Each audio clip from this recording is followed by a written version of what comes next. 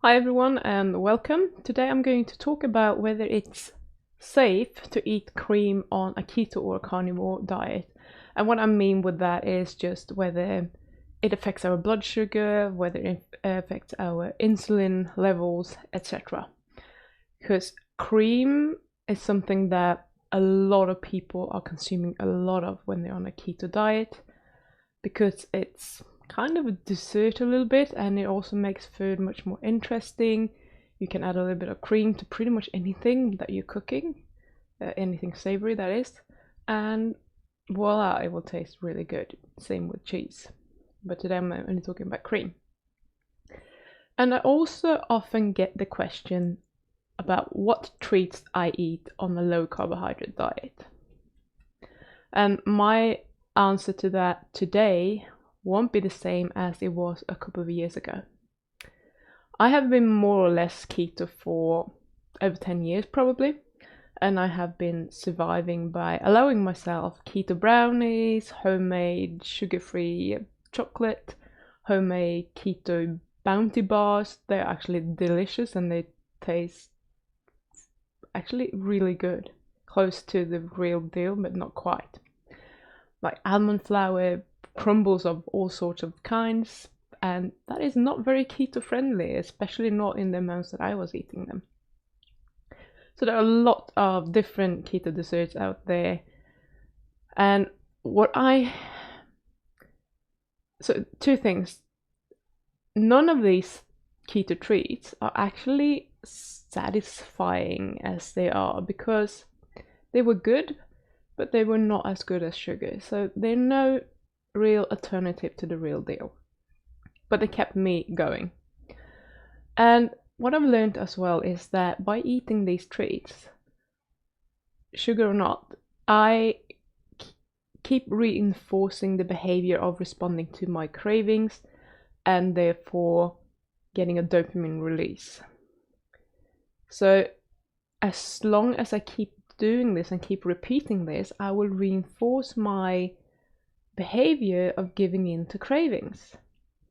I thought it was safe to eat all of these treats because they're low carb, and in my brain all that counted was the amount of carbohydrates and the insulin and how it affected my blood sugar. So as long as they're low carb, it's fine. But no, it isn't. Because A, I had no clue what actually happened to either my blood glucose or my insulin release, because I never tested any of that. And B, there's a lot of calories in there. And C, almond flour is not that low carb. I'm sorry. But if you have a tiny square of something like I don't know, a blueberry crumble or whatever that is made from almond flour, you might be alright, you might be able to stay in ketosis, but no one who's sugar addicted like me could ever have a tiny square of blueberry crumble. I would probably eat a third of a whole large crumble or more. So not a good deal. And also by eating something that is not quite as good as real sugar, I'm just kind of maintaining the behavior of giving into my cravings and eating sweets. So every time I went off the keto diet and allow myself to have something with real sugar, I would just tend to go overboard because I had been missing it so much, and I was like, yeah, now I'm going to have a big pig out. And the idea was to have a pig out and then go back onto the diet. It was like a cheat day, or whatever you want to call it. But that often turned into several days because once you get there and you start thinking about, yeah, I have this, that, and that, but I didn't have the ice cream or the donut and that, and that, and that, and I want that too. So I'm going to have that. And then it ended up being 3 days, maybe a week, because it's hard to get back into it and you kind of start weaning down again to get back into the keto diet. Not a good system. Not if you want to be healthy, not if you want to lose weight, not if you want to be in control of your eating habits. So I have had to give all of that up in order to be able to quit sugar. let's just face it, I can't do keto treats. It just reinforces my bad habits, and I'm not teaching myself a new behavior. Mind you, I'm not quite there yet. I'm not 100% sugar-free, but I do have control over it, and I know and I can plan when to have it and not to have it. And this year, 2020, is all about teaching myself to genuinely not wanting to eat sugar anymore. Because now I'm in control, but I still want to eat the sugar. My brain still thinks that's a good thing and that it tastes nice. And I kind of agree. I do think it tastes nice, but I know that it's not good. And I would love to not crave it anymore. I don't want to want it. I don't want to have the feeling of missing out. So that's what I'm doing this year, if you have missed that. So back to the keto treats anyway. There are tons of keto treats that you can buy. Just go to the health food or the sports nutrition shelves in the supermarket, and you'll find billions of bars and other things, and they say keto, and you look at them and they might contain like 4 grams, 6 grams of carbohydrates. Sure, there might be 20 grams of proteins and an amount of fat, but 4-6 grams of carbohydrates is still an amount of carbohydrates. It's not 0 carbs.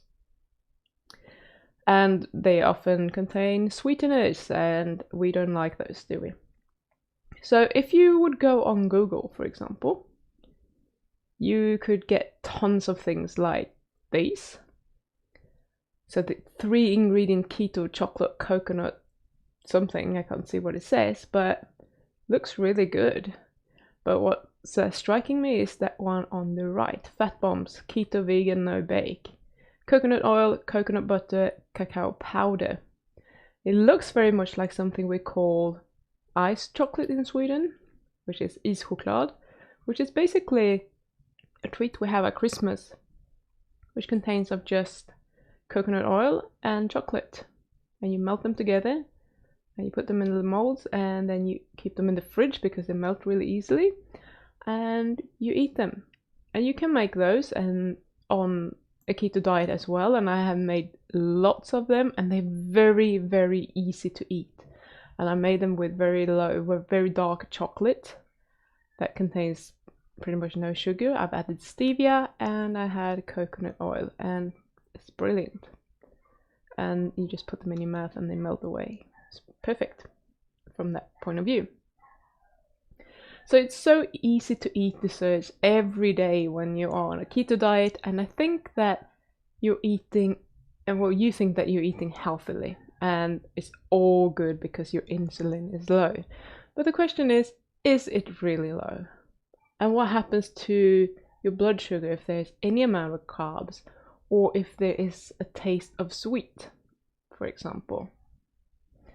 While you're on a carnivore diet, it's a bit harder to eat carnivore treats, but if you allow yourself to use sweeteners, and you want a carnivore that eats dairy and eggs, you can make all sorts of yummy things. So I've tried carnivore ice cream, if you want to call it that, carnivore panna cotta, carnivore parfait, all those kind of things that contain egg or cream in the combination of cream, eggs, or just cream. Despite not actually liking cream much, I have several times just whipped some cream up with a little bit of stevia and eaten it to satisfy my sweet tooth. So when people are asking me nowadays what I'm eating, what I'm having for dessert, my answer is usually cream with a little bit of stevia, because I don't particularly like cream without the sweet taste.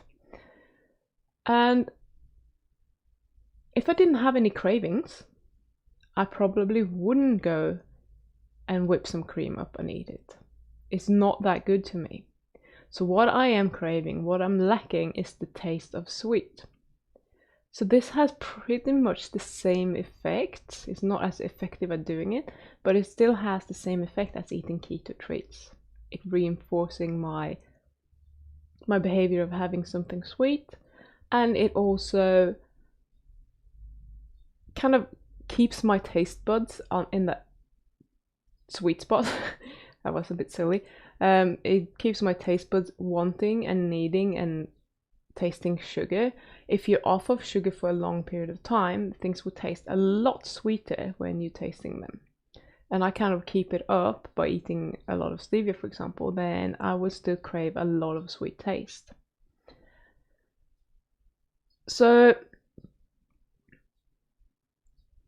I would much prefer, actually, I was just thinking that blueberries with cream is actually really nice. And I don't need stevia in the cream because then I have the blueberries, but then I'm mixing carbs and fat.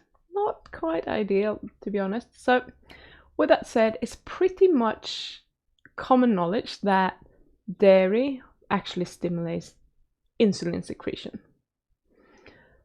And it stimulates insulin secretion to a much higher level than what can be explained by the milk sugar, the lactose that is present in dairy. And this is due to the composition of the dairy, because after all, it's made for a little calf to drink and grow strong and big. So when you have a lot of insulin released, you will be able to store those better and grow. So there are the hormones and things in there as well, but the amino acid composition in milk is very, very favorable for this purpose. Some amino acids stimulate insulin secretion much better than others. And for, if I can remember them, four of the amino acids are leucine, isoleucine, valine, and lysine. Those are the 4 that are in milk that are very insulinogenic. So the combination between the lactose and the amino acid profile will stimulate insulin release to a much higher degree than either of them would do on their own. So that is why dairy is insulinogenic. And today I'm going to eat cream and see what's happening to my blood glucose levels. And this should not be the case with cream, because you don't have a lot of protein and you don't have a lot of carbohydrates in cream. It's more or less fat.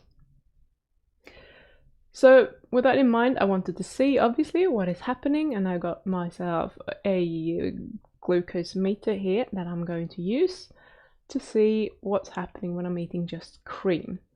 So I'm going to show you just quick here the list of ingredients for cream, if you're interested to know what it is here in New Zealand where I am. So it's 37% fat in that cream. Okay, so let's see what happened when I actually ate 75 grams of cream after an 12-hour long fast, actually. No, 18 hour, sorry. That is 18-hour long fast. Okay, so I'm going to test my blood glucose. I have a blood glucose meter. I had a little test strip that I'm going to put in there. I have the finger prick device and I have very cold hands, so I've been swinging my arms around a little bit to try and get some blood flow into my fingers. I'm not very good at bleeding, so we shall see how that goes. So I'm trying to heat it up a bit. When you do this, if you haven't been trained on doing it, make sure that you have completely clean hands. Wash them with soap and water. You don't want to get infections. It's not very likely, but it might happen. So I'm just putting that in there. It will start it automatically and speak Japanese or something to me, and hold it the right way. Hope that you can see this, and I'm just going to take a little prick there.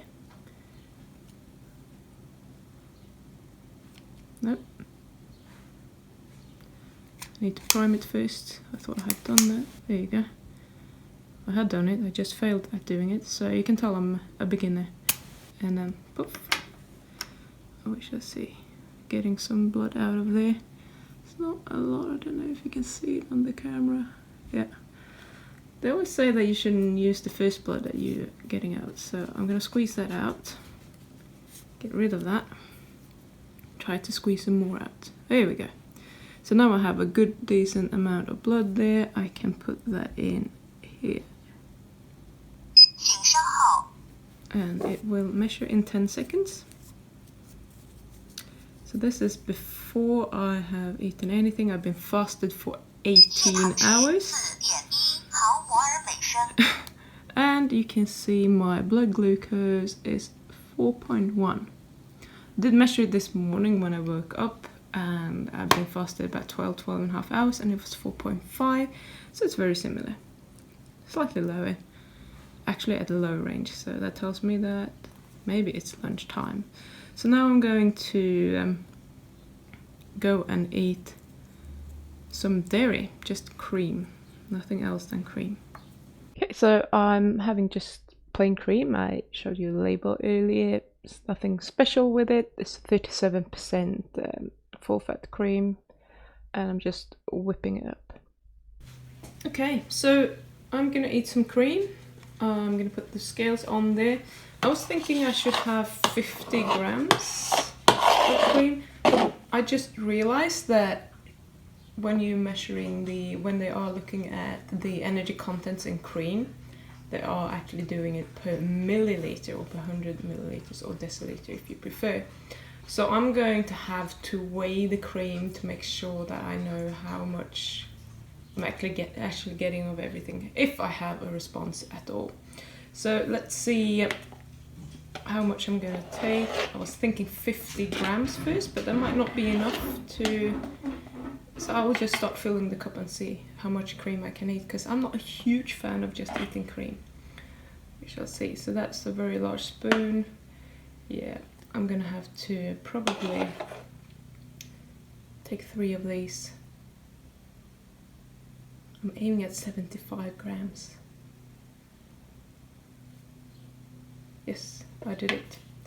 So that's 75 grams, and that looks pretty much like that. It's not a huge amount, and that's probably a good thing, because then I can eat it. So I'm going to test this. I'm going to test my blood glucose 15 minutes after I have eaten it, and then I'm going to test it again an hour after, just to see. Unless there is no change after 15 minutes, then I might do another test in between. Okay, that is my 15-minute warning on the alarm, and I'm going to do the same thing as I did last time. Well, I need to put it in there. I already cleaned my hands, etc. And let's go. Oh, God, I'm such a puff. Now, where did I put my tissue?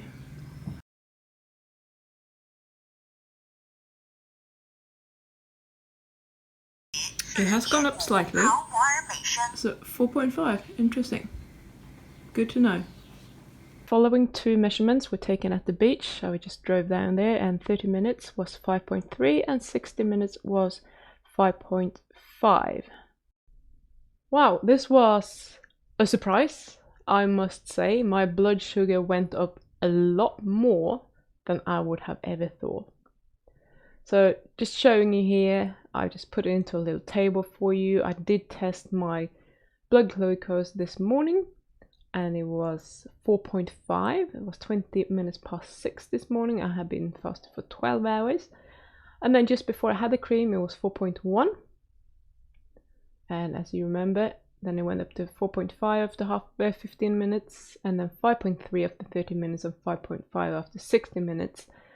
Unfortunately, I couldn't test anymore. I had to go back to work. I just had a long lunch break, and I actually took the 30-minute test in the car at the beach, because I went there to walk the dogs.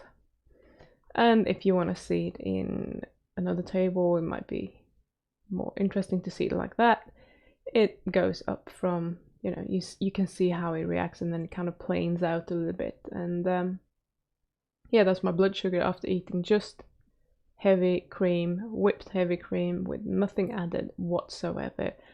And this is classified as a diabetes-friendly food.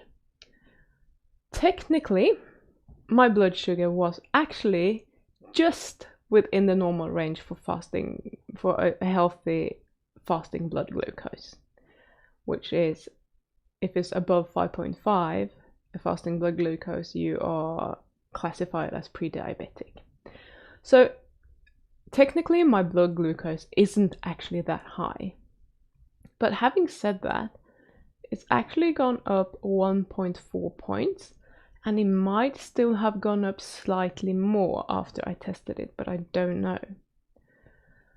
So I wouldn't say that it is a huge problem. However, it certainly raised my blood sugar. And I didn't expect it to go up as much as it did. I thought that maybe we'll go up with 0.5, maybe. So why did this happen then? Let's have a look at what I actually consumed. So I had 75 grams of cream that contained 1.9 grams of protein, 27.8 grams of fat, and 2.5 grams of carbohydrates, which was, all of that was sugar, as in lactose probably. So when you're on a ketogenic diet, it's often recommended that you're staying under 50 grams of carbs per day. Some people do, however, have to go a lot lower than that, down to 10-20 to maintain ketosis. So you wouldn't think that a keto approved food like cream that only contains 2.5 grams of sugar would have such an impact. And for some people, I'm sure it doesn't. For me, it clearly does. So why would someone get a response like this? And I'm just gonna make an educated guess here. Clearly my blood sugar isn't actually that high, but it's certainly elevated.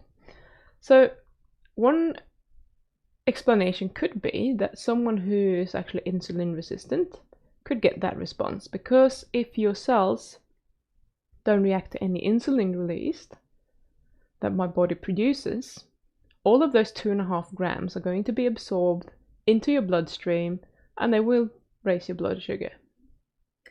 Or, which I think is the case in my case, it could be that the cream isn't very sweet, so my body didn't react to it, because when we eat fat, we don't really produce any insulin. Okay, so I didn't release much insulin probably, and with 2.5 grams of lactose coming in, when that breaks down, it would be absorbed into my bloodstream, and it would take a while for my body to react to it. However, I'm still at a quite good range, so the insulin response that I would get from having all of a sudden having elevated blood sugar might be very, very small, if at all. This might not have actually affected my hormones that much or at all. I don't know, because I can't measure my insulin. My guess is that there would be a tiny amount of insulin release, but not a lot. So clearly not within an hour anyway, because it was still going up. So there might be other explanations for this, but I can't really think of anything. So if you do, please leave a comment and let me know, because I find this really fascinating. So 2.5 grams of sugar may not sound like much, because it is not much actually, but the actual amount of free glucose that you have in your blood at any time, if you have a normal amount of blood sugar, is roughly 5 grams in total in your whole blood volume. So if you don't store the glucose that you have just eaten, or you don't use it by exercising or whatever, it will reside in your bloodstream. There's nowhere else for it to go. So just keep this in mind, because cream is usually one of those allowed foods on a low carb ketogenic diet, even on a carnivore diet, because it's thought of as a food that does not raise your blood glucose. But clearly, I don't have diabetes. I have a healthy fasted blood glucose level, and I'm reacting to it like this. So if you think that is safe and you eat a lot of dairy, then maybe you want to think again. Maybe this is not the best food that you can actually consume. So get a glucose meter. This one speaks Japanese or something, so that's quite interesting, but you you can get the right information out of it, and so that you can actually see what's going on. It's certainly worth the money. They're not super expensive. I only got 25 test strips with it, but I've used almost all 25 by now. So they might be more expensive. I haven't actually checked that out yet. Usually the machines are quite cheap, and then you have to pay a lot for the test strips, etc. It's like with printers. The printer costs nothing and the ink is super expensive. So just get a glucose meter, see what's actually going on when you're eating certain foods, especially if you're struggling with losing weight, or you feel like you're having problems with energy and focus and that sort of thing. It might be a blood sugar issue that is going on there, and your body is not quite responding the way that you want it to, or that you imagine that it will, because we're all different. And it will be really useful, and you won't actually know for sure until you try it. So I hope that you have found this information interesting and useful. I certainly have. I've learned something because I thought cream was safe for me. So please let me know in the comments what you think. Subscribe to the channel, and please give the video a thumbs up as well. Share it with people if they're eating too much dairy. This might be of interest to them. And just have an awesome day. Bye.